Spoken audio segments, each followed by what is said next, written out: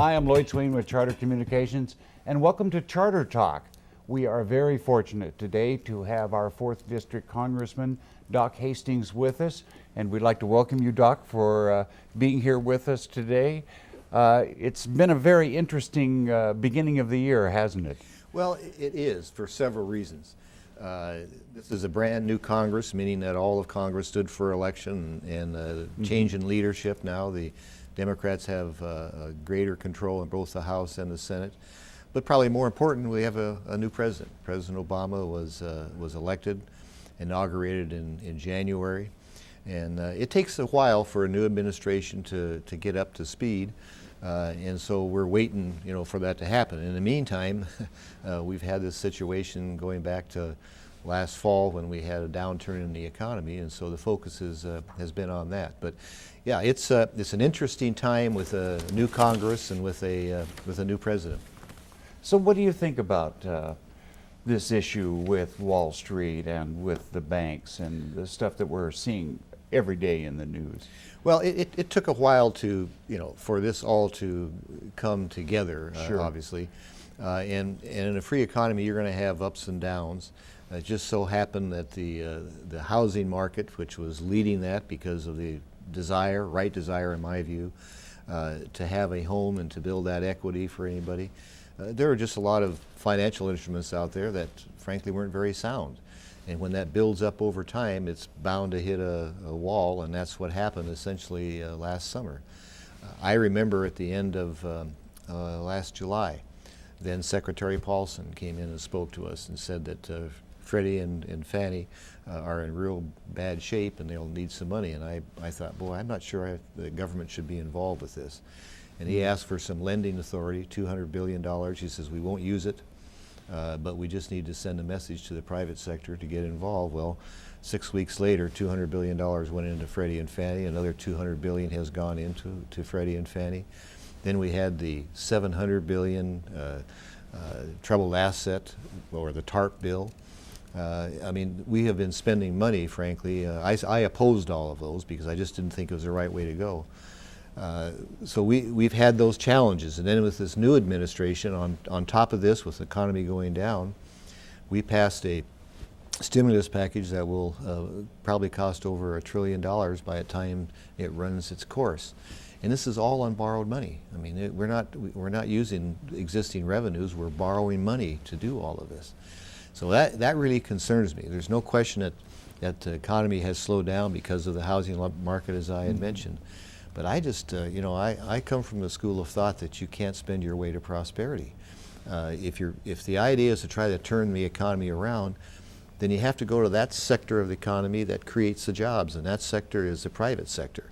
And more specifically, it's the small business sector, however you want to describe it. And so the approach that I would have taken, and my Republican colleagues attempted to do, let's give tax breaks to the private sector. Let's give tax breaks to small businesses so they can create jobs. Unfortunately, in the stimulus package that was passed and signed into law, only about 5% or maybe a little bit more goes to to incentivize small business. So it's just government spending, and like I say, it's all in borrowed money, and that kind of frightens me. So. We'll see how it works out. I hope the economy turns around. We have a big enough and robust economy that I think we can turn it around, but there's some danger signs lurking on the horizon that we need to be aware of. Historically, has this much spending ever been undertaken in the past, or is this something that's new? If you were to compare this, there's a lot of comparison people make between now and the Great Depression in the 30s, starting in late 1929 and through the 1930s. And that was a new idea of priming the pump, if you will, with government spending. But if you look at the statistics back there, especially as it measures on unemployment, unemployment never got below 15%. Or 13%, and I think that was just before the election in 1936. All the other time during the 30s, it ran in the 20s and as high as 23, 25%. What really got us out of the Depression was the Second World War. I mean, I don't want to go to war to get out of a depression, but that certainly got us out of the war. But if you look at, I kind of like to look at things and equate that to a family budget. I mean, all of us, when you and I were younger and starting our family, we had to acquire things, and we went into debt and we borrowed money, but we measured that off what our income was. Could we manage it? And because people, very few people can buy a house without getting a mortgage. Similar with cars. Those are probably the two biggest items where people go and borrow. But you measure that based on what you can afford. And every family is different. On the federal level, as far as government spending, since the Second World War, government spending as it relates to the overall economy, or one's family income, which we call gross domestic product, GDP, has been around 20%, give or take 1 or 2% as it goes up and down.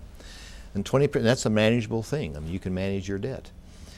Just this year alone, because of this massive infusion of government spending as a relation to GDP this year is 27%. It's up 35% in 1 year. And if one were to take President Obama's proposed budget and extrapolate it out for 10 years, that figure would go up to 85% of GDP. Now, I just don't think most Americans want to have that much involvement in their government or in their economy. But that's where we're headed if we continue trying to spend money that we don't have. And that's really the challenge that Congress is going to face. And frankly, I think more and more American people are going to be engaged in that. I can tell you in my office, there's a great deal of calls, starting with the bailouts last fall. My calls are running overwhelmingly opposed to doing that. Oh yeah, overwhelmingly against that. And these calls were not calls that were orchestrated. This was just Americans who are saying, "Wait, boy, let's take a deep breath." And so when you look where we are right now with an economy that is still slow, and then the idea to try to spend your way out of this, it just I think it's the wrong way to go. I think the best way to go again is to go to those that create jobs and then put a lid on government spending. Let's not expand government. If we have to maintain what we have, let's maintain what we have, but let's not expand it. So that's the challenge that Congress is going to face here in the next several weeks. I think it's interesting is our country was founded on the ability and reducing taxation and allowing people to create their own destiny. Move with you, if you will, into the budget. This is a lot of spending. Talk about what the Congress and then of course the Senate and the entire administration will be doing for this next budget week. The way the process works, the president is required by law to submit a budget. Now, on the federal level, a budget is merely a blueprint. It does not get into all the details as, say, a city council would or a state government. Sure. It's simply a blueprint saying we'll spend X amount of dollars in this area, and then the Congress will kind of fill that in. And then each house of the Congress, the House and the Senate, also develop their own budget precisely the same way. Very general terms. So much goes to agriculture, so much goes to defense, and so forth. Obviously, there will be a difference between the two houses as they develop that, and then they have to agree on a final package. That process generally takes you through the middle of May, and that process here will start the last week in March. Now, the significance of what a president sends down to the House, as we say, or down to the Congress, a president proposes and the Congress disposes. We've heard that a number of times, and that's the separation of powers, and it ought to be that way. Sure. But it sets a tone more than anything else. And the tone of this president is to try to, again, spend our way out of where we are. And I suspect that both the House and the Senate, when they pass their versions of the budget first week of March, will probably be pretty much in line with where the president is. Now, what that suggests is then, if we follow that blueprint and then allocate the spending to that blueprint later on in the year, we'll have a deficit this year of an excess of $1 trillion. Now, let me put that into perspective. We were running surpluses on the federal level prior to 2001, 9/11/2001. For 3 years in a row, we ran surpluses and paid down $500 billion in debt. Obviously, after 9/11/2001, the economy kind of shuttered, and all of a sudden the federal government had a lot of responsibilities, particularly our national defense and homeland security. So we spent more money than we took in, and we had deficits at that time of around $450 to $500 billion a year, and it was a big spike up. Since then, that deficit has come down, and 2 years ago, which is the last year we had the right numbers, that deficit was $165 billion. So it was going down in the right direction. The deficit this year is projected, because we haven't got the figures obviously, is projected to be $1.8 trillion. That's 10 times what it was just 2 years ago. Now and it's all on borrowed money. And the budget that the president set down and that both houses are working on continues that $1 trillion deficit on into the future for the next 4 or 5 years. That adds to the national debt, and that's where you get this figure that people are talking about of tripling the national debt in the next 4 or 5 years. So that's how it's working. And I think, I mean, I know that I've had correspondence from people in my district saying, boy, what is going on? But this is the direction that we're going. It's led by the Democrats in the House and the Senate. I don't mean to be partisan here, but they do control both bodies, and they have a president that will go along. So that's that's where we are right now. And I've seen this on the news, we're even being cautioned by people from Europe, Great Britain, France, about where we're going with this budget and this spending bill. Well, and the reason why we should take note of that, because Yes. our economy and our securities are the soundest in the world. They have been for a long time because of the nature of our economy and the robustness of the American people. And when we borrow money, it's those countries that buy those securities. Now, if they feel at some time that those securities aren't as good as what they were, say, 10 or 5 years ago, they may not buy it. Now, what happens if we're spending and we don't have the money, and we can't raise the money to fund it? I mean, put that in a family. What happens to a family if you want to do it? If you want to spend, all of a sudden you don't have the money. Well, you have to make some real hard choices, but we're not making these choices. That's what frightens me. We're just saying, okay, we can spend, but to rely and get signals sent from other parts of the world that don't have as free economies as we have, I might add, suggesting that we're doing it wrong, and also suggesting we may not buy those securities. We better take a deep breath here, in my view. In your district, the congressional district, move to how this will affect, and then talk about some of the programs that you're involved with in this district. Well, I really feel very fortunate to represent a very diverse district. As you know, this district runs from the Columbia River through central Washington up to Wenatchee, Chelan County, and over to Grant County and down through Adams County to the crest of the Cascades. It's a very diverse economy, largely agriculture, and agriculture is the biggest industry. And I don't want to pick any commodities, but everybody knows about Washington apples, and they're all grown in my district. Everybody knows about Washington wine. Most of the wine grapes are grown in my district. I tell my Idaho friends, they call themselves the potato capital of the world, but we get more tonnage per acre of potatoes here in Washington. So this is all principally in my district. And by and large, in the last several years, the farm economy has been pretty good. It tends to go up and down, and we'll continue to see that. But I think that's one of the reasons why we have been a bit behind nationally in a slowing economy. But I suspect that will catch up with us. Something just happened here this last week that is a cause for concern, because all of Washington, and certainly my part of Washington, is very dependent on international trade.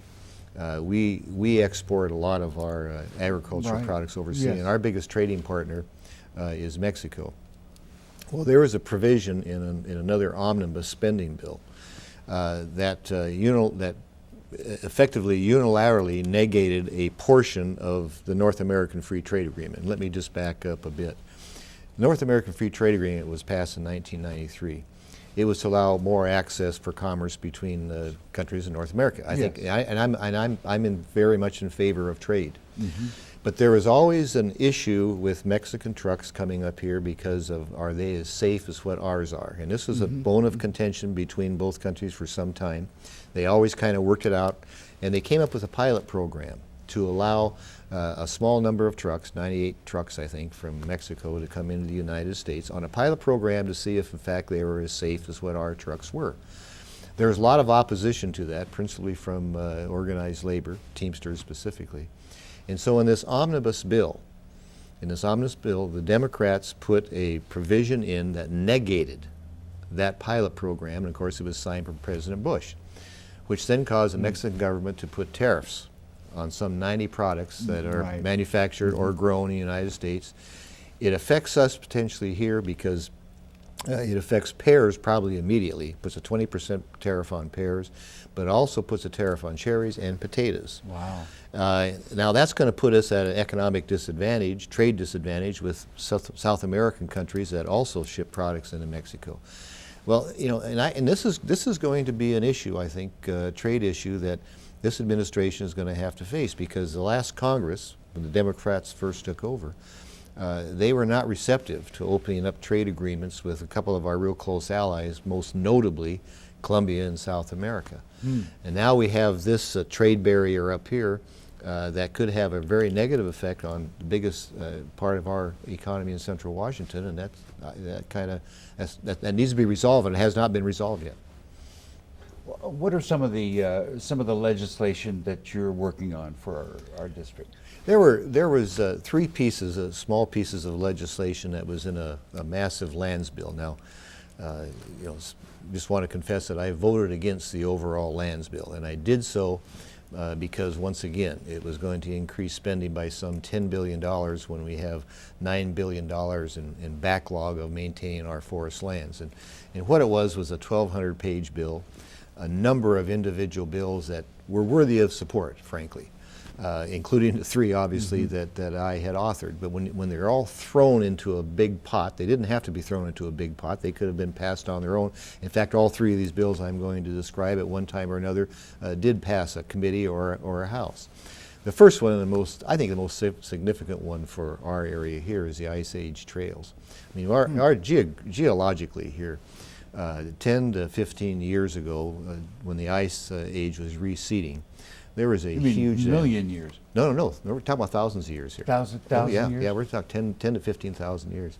When the Ice Age was receding, there was a huge ice dam up in Montana, the size of which I've heard the size of Lake Erie. And as the Ice Age receded, that dam broke, and all of that water came down through Missoula, down through the Columbia Basin, through the gorge, and out some 400 feet, and it was just a flash flood, dropping all sorts of geological mysteries here. And there's a number of local people, starting here but throughout the Northwest, that wanted to kind of put different spots where this Ice Age trail was. The most notable one that we have around here is the Dry Falls up there north of Soap Lake, if anybody's been up there and seen that. So that bill passed, and I think that was it was a good bill. It should have passed on its own. Didn't need to be part of this bigger one, but it did pass, and I'm glad it passed. The other one is a potential that has a positive potentially for Franklin County, but it deals with Douglas County PUD. Douglas County PUD has two hydro dams up there, and a lot of their land is along the river. Within kind of that hydro area is some Bureau of Land Management, or federal lands. Douglas PUD has been for years trying to buy that land so they could manage it without having to be encumbered, with the federal government. Makes sense. So we've been working for several years on that, and that is finally theirs. That finally has passed. So Douglas PUD will be able to buy this land. But the good part and how it relates to Franklin County is that the proceeds of this BLM land is going to be used to improve access, if you will, to other BLM lands. I keep saying that, BLM lands. And the Juniper Park in Franklin County is one of those areas where you need that access. So presumably when this is all done, Douglas buys this land, BLM will have the land. They will take that money, buy the road into Juniper Dunes so people can enjoy Juniper Dunes. And that was certainly our intention. We didn't write it specifically in law because you can't quite do that. But the focus is on needed improvements, and that is a needed improvement. And then the last one is simply a land exchange to allow the emergency services up on the top of Snoqualmie Pass. There's been so much traffic over there; they just simply needed more room. And it took an act of Congress because you had to trade land and federal land and allow them a way to expand their operation, and they badly needed it. And so I've been working on that. But those three bills were in there, small bills, but very, very important to those that are affected. Talk about some of your committee work. Well, I'm now the new ranking member on the Committee on Natural Resources. My first term in Congress, I served on this committee, and then the last 12 years I was on the Rules Committee. Now, the Rules Committee is a committee that gets input from all committees, and I enjoyed my service on that committee. But I kept my seniority on the Natural Resources Committee. So this year, as we went into the new Congress, the ranking member of that committee had some issues, and he thought it was probably not in his best interest to be the ranking member. I had accumulated seniority over time, and I was asked if I was interested, and I said, yeah, I'll do that. So I was very fortunate. My colleagues on the Republican side voted me as the ranking member of that committee. And it's not like I wasn't used to the issues there, because the Committee on Natural Resources deals with irrigation projects, Bureau of Reclamation. Goodness, we have Columbia Basin Project, the Yakima Project. Bonneville Power is under the jurisdiction of this committee. Goodness knows we in the Northwest rely on Bonneville Power. Plus all of the national parks that we have. The Forest Service is indirectly associated with all of that. So these are the issues that I've been working on. Now I just have an opportunity to be in the ranking member to kind of be more hands-on initially than I would have been when it got to the Rules Committee. So I'm looking forward to it. I'm learning a lot more about some of the other issues. One of the big issues deals with energy independence, for example. Last summer, when Americans faced $4 a gallon gasoline, people were surprised that we have all these resources on federal lands, but principally offshore, off the Atlantic coast and off the Pacific coast, where there are known reserves of fuel. And people all of a sudden said, well, why aren't we utilizing that? Well, there's been a moratorium on that. We haven't been able to go out there and sell leases for oil companies to drill, and which I thought was the wrong thing to do. I'm very much in favor, as I said earlier, of being a free trader. But I think we need to be as much energy independent as we possibly can. And in order to be energy independent, we're going to have to utilize these resources off the OCS, Outer Continental Shelf as we say it, and on other federal lands. So we've been having hearings on that in the committee.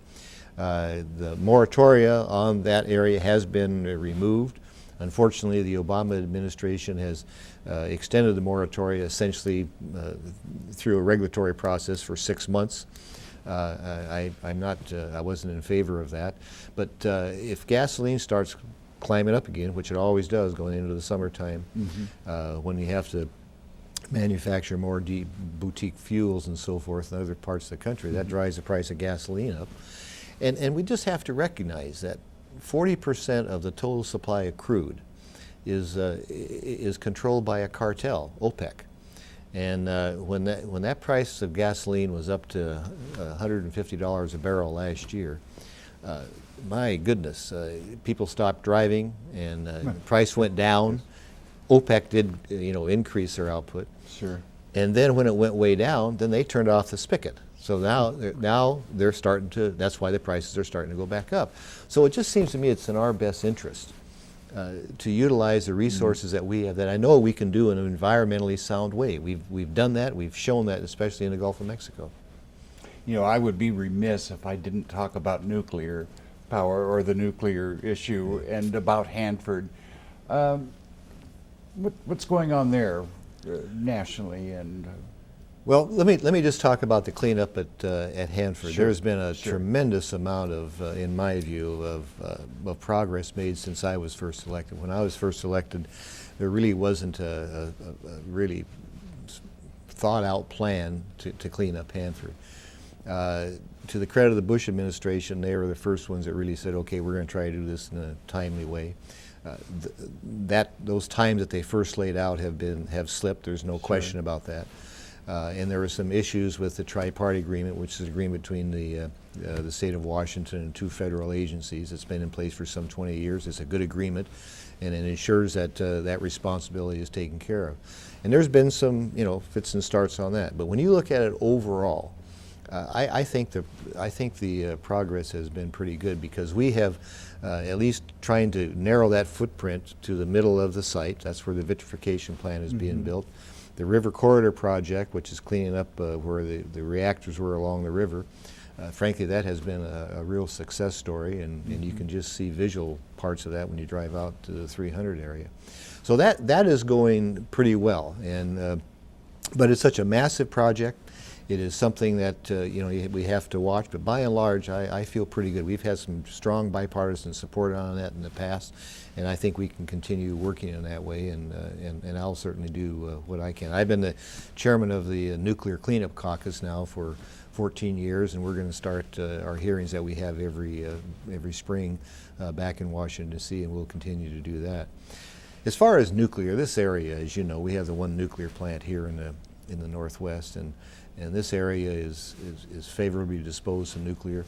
As we expand in more energy and more energy needs that we have in our country, nuclear ought to be part of that, because that is a clean air producer of electricity.